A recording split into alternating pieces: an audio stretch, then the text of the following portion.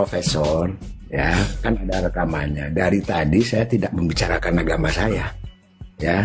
Ini semua mendengar disaksikan berapa ribu orang nih. Saya tidak ngomongin agama saya. Terus kok mau ngomongin apa di sini? Ngomongin agama orang terus. Nggak bisa ngebuktiin agamanya, malah nyari-nyari bukti di agama kita terlalu banyak lah. Teman-temanku, Shalom, berjumpa lagi dalam YouTube channel Tanya Aja Pasti Ku Jawab. Berikut ini kita akan menyaksikan sebuah diskusi agama terbaru antara apologet Kristen, yaitu Agatha, yang adalah murtadin Indonesia, murtadin yang cerdas bersama dengan Muslim, di mana Muslim ini sangat ingin tahu mengapa Agatha yang merupakan seorang murtadin memilih menjadi seorang Kristen dan bukan yang lain. Nah, seperti apa jawaban Agatha? Saksikan video ini dari awal sampai habis dan semoga memberikan pencerahan ya.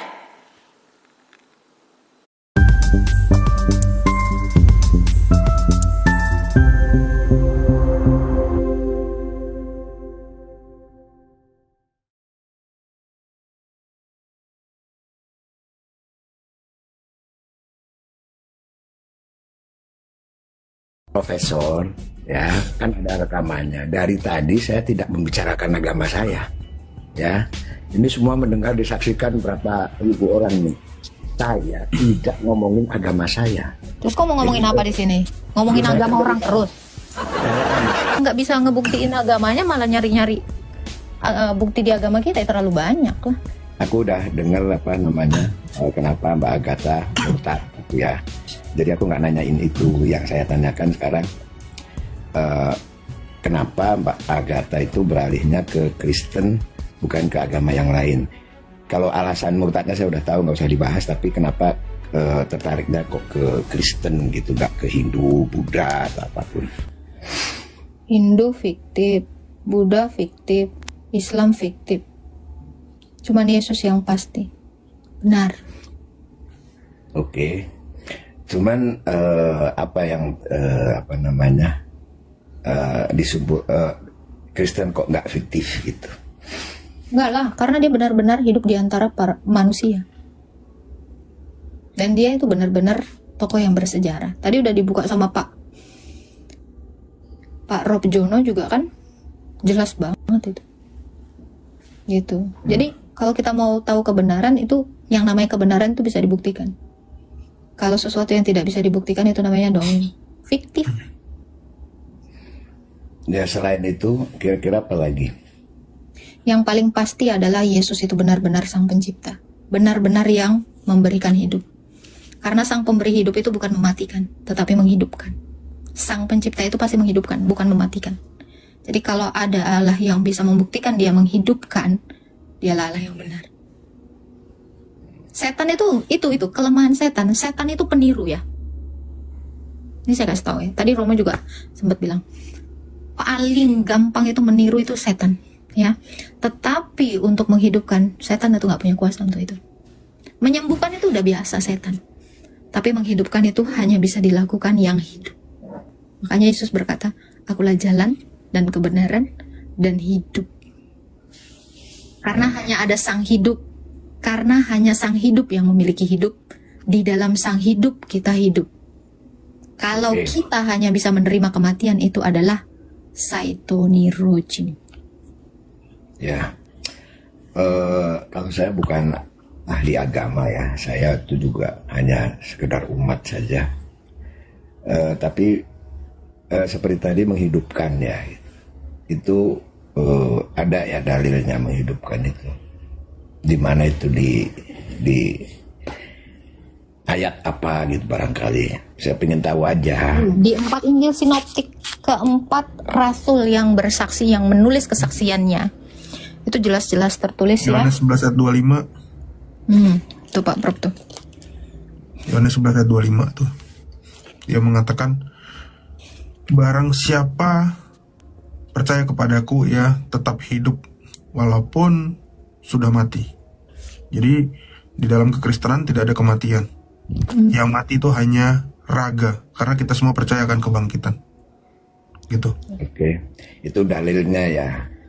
Kalau buktinya ada nggak ya? Buktinya itu 4 Injil sinoptik itu menuliskan bahwa dia menghidupkan Lazarus dan dia hidup di antara orang mati. Barangkali ya kalau dalil kan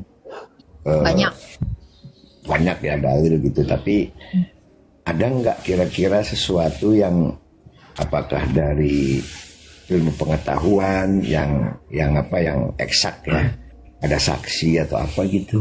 Nah ini saksi yang baru saya tunjukkan ini. Ini kan kesaksian ini 4 Injil sinoptik ini. Ini kesaksian. Dikonfirmasi sama keimanan. Maksudnya dikonfirmasi pada keimanannya Pak Wahyu. Pak Wahyu Islam ya? Betul nggak? Ya Islam. Bapak pernah baca nggak kisah surat Yasin ayat 20 Pak? Enggak. Ya nanti Bapak buka. Di situ diceritakan ada orang yang bernama. Maksud saya gini gitu. Bukti-bukti ya aku nggak bisa ngomong ya. Misalkan gini aja. Apakah fosil itu analoginya seperti itu yang bisa di kalau dia mati nggak ada fosil. Kalau dia bangkit nggak ada fosil. Pak, yang ada fosilnya itu Muhammad Pak. Yang mati yang jadi fosil Pak, namanya bangkit Pak. Nggak jadi fosil gimana sih? Bukan gini loh, maksudnya itu hanya analogi aja gitu ya. Jadi barangkali ada bukti saintifik gitulah lapangannya gitu kalau Yesus itu bisa menghidupkan. Jadi dari saintifik ada nggak? Saya nggak ingin berdebat, nggak, saya hanya bertanya. Sains itu mana bisa membuktikan? Sains itu mana bisa membuktikan keilahian? Yang bisa membuktikan keilahian itu adalah Allah. Sains itu kan buatan manusia. Iya, sains itu maksudnya barangkali ada. Saya bertanya ya. Jadi kan secara saintifik itu bukti daripada menunjukkan. Nggak ada Pak. Makanya kenapa ilmu kedokteran Pak mengadakan penelitian untuk anti-aging. Mereka hanya bisa mencegah penuaan, mencegah kematian. Kenapa? Karena sains itu tidak bisa menemukan kehidupan. Oke, jadi nggak ada kan?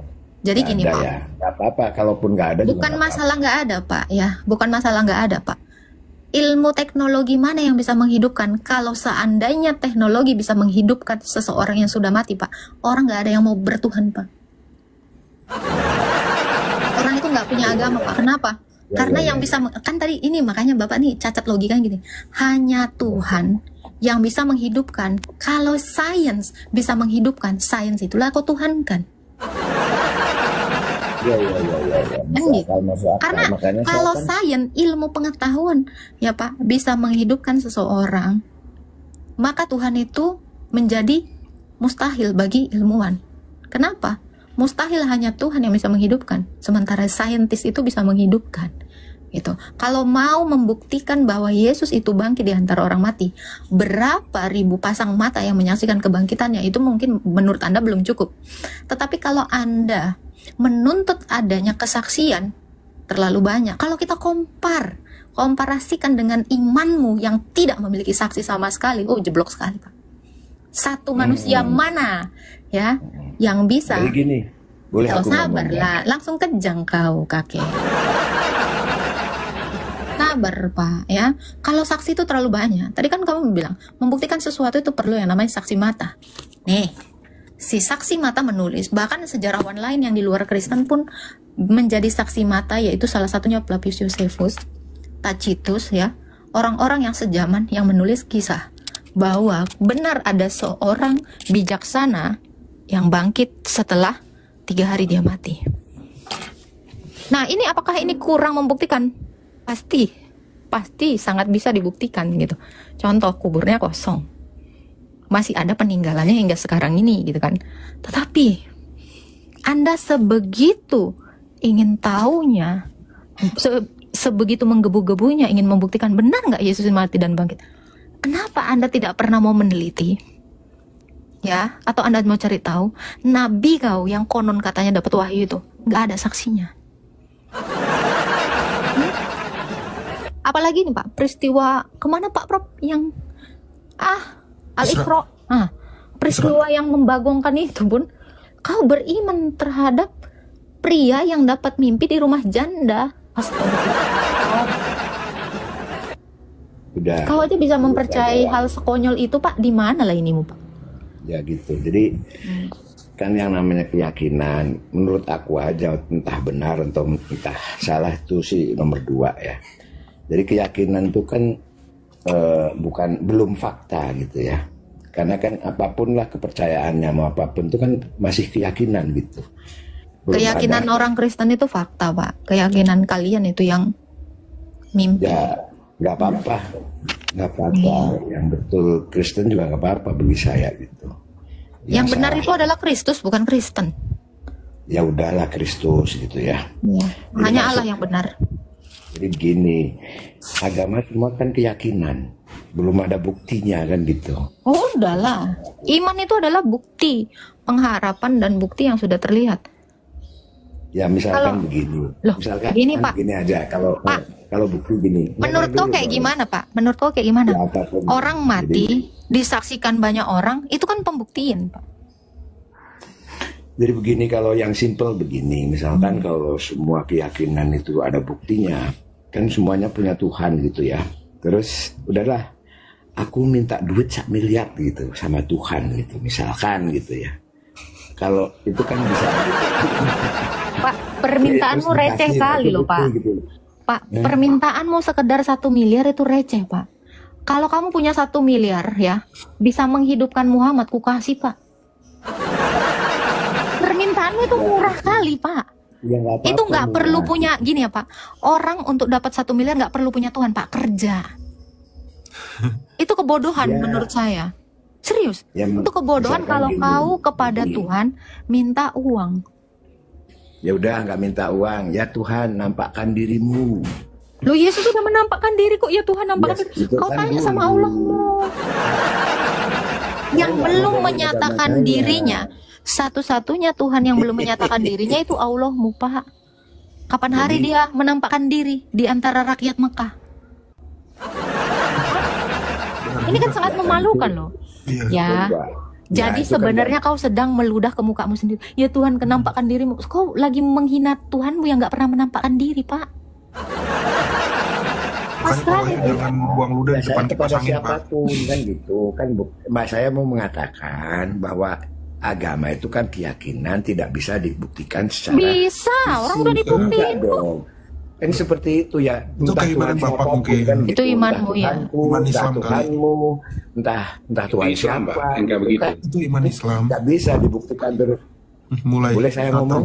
Enggak, emang Boleh dia saya sering ngomong, tantrum Prof? gini. Pertama so asik, lama-lama gitu dia udah pernah kayak gini emang nanti nggak mau lagi. Tungguin aja. Prof, kan sampean ini kan semuanya orang-orang pinter ya kan. Jadi Orang pinter itu kami, Pak. Kau udah beriman sama kami. Orang pinter itu Muhammad, Pak. Buktinya ya, miliaran orang dibodoh-bodohin sama dia. Itu. Berat. Bener juga. Kalian bisa, Nggak apa-apa. ini kepintaran dia loh. Sampai bisa kalian dibuatnya percaya. Saya dapat wahyu dari gua.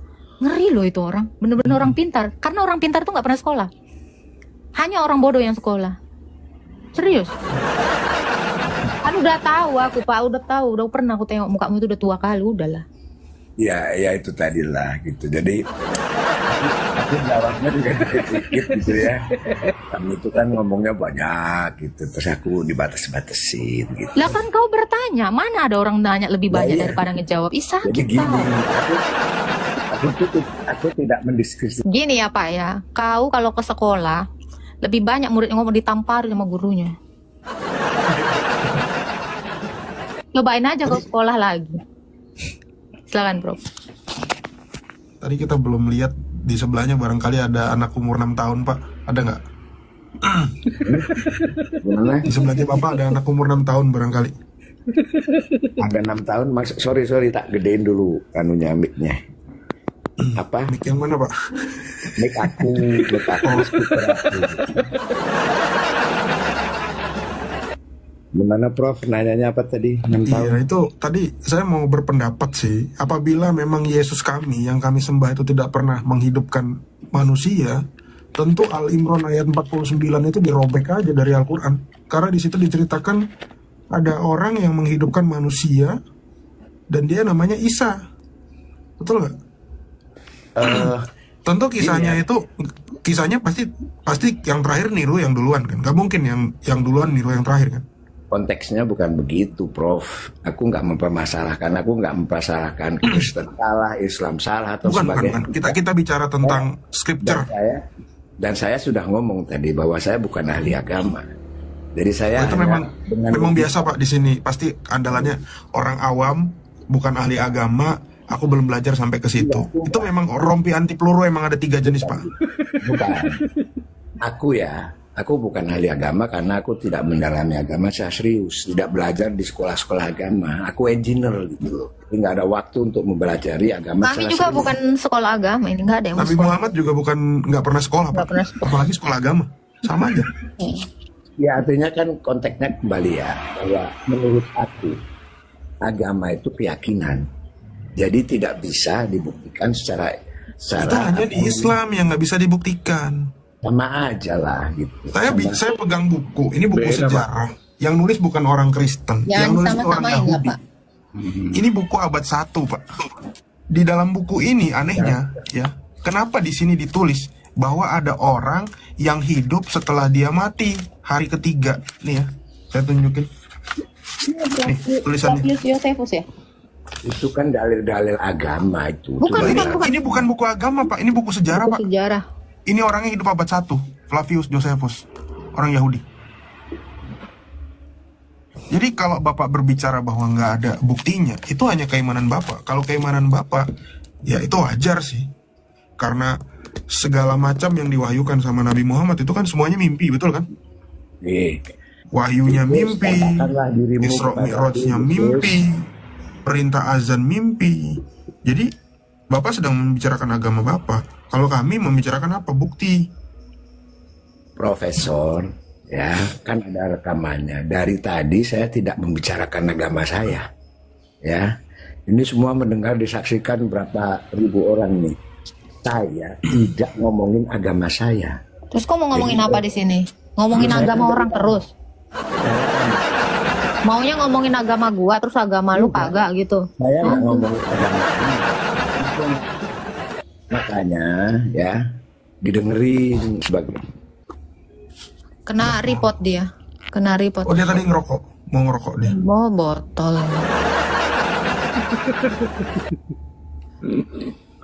Enggak, lucunya dia tuh udah yang nggak bisa ngebuktiin agamanya malah nyari-nyari bukti di agama kita terlalu banyak lah. Puji Tuhan, kita sudah bersama-sama menyaksikan serta mendengarkan bagaimana jawaban-jawaban yang sangat kuat dan bertanggung jawab dari Agatha terkait pertanyaan Ustadz mengapa Agatha memilih Kristen. Teman-teman perlu kita sadari dan perlu kita ketahui bersama bahwa agama ataupun keyakinan itu merupakan hak asasi, hak daripada setiap orang. Dan setiap orang warga negara Republik Indonesia berhak untuk memilih keyakinannya sesuai dengan kepercayaannya tanpa kita perlu memaksakan apa yang kita yakini kepada orang lain, karena kebebasan beragama di Indonesia dijamin dan dijaga secara hukum. Karena itu teman-teman, mari setiap kita apapun agama kita tetap menghargai setiap pilihan keyakinan dari setiap orang. Tugas kita sebagai orang percaya bukan mengajak orang lain menjadi orang Kristen ataupun memaksa orang lain menjadi orang Kristen ataupun memeluk Kristen. Tetapi tugas kita hanyalah melakukan apa yang diperintahkan oleh Tuhan Yesus, yaitu memberitakan Injil kepada seluruh dunia, dan biarlah kiranya Tuhan yang bekerja, Tuhan yang berkarya untuk membuat setiap orang yang mendengar Injilnya percaya kepada Tuhan. Percayalah bahwa setiap umat pilihan mereka pasti diselamatkan dan mereka pasti percaya kepada Tuhan, dan setiap yang tidak tentu mereka akan menolak. Jadi biarlah setiap kita hanya melakukan apa yang menjadi tanggung jawab kita sebagai orang percaya. Selebihnya biarlah itu kita serahkan kepada Tuhan. Tuhan Yesus memberkati.